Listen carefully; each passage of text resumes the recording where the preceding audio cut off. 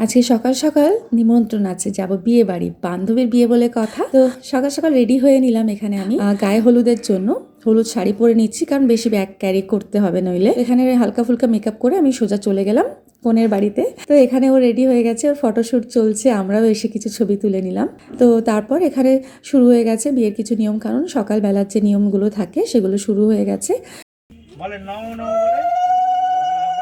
দেন আমরা চলে যাচ্ছি বিয়ে বাড়ি, যে হল ও বুক করেছে সেখানে।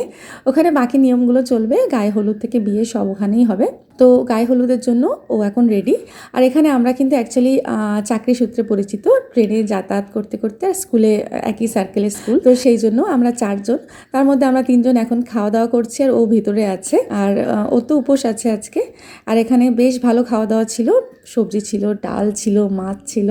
দুপুরবেলা ভালো খাওয়া দাওয়া করে এখানে শুরু হয়ে গেল গায়ে হলুদ পর্ব।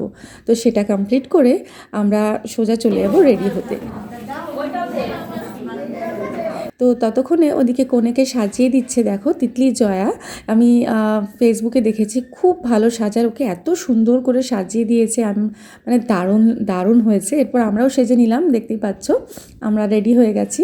আমি সেজেছি, শাড়ি টাড়ি পরে নিয়েছি, একদম পুরোপুরি রেডি। আর ওদিকে আমি প্রিয়াকেও সাজিয়ে দিয়েছি, সাজিয়ে বলতে হালকা একটুখানি আই মেকআপটা করে দিয়েছি, আর চুল বেঁধে দিয়েছি, শাড়ি টাড়িগুলো পরিয়ে দিয়েছি, ব্যাসাই।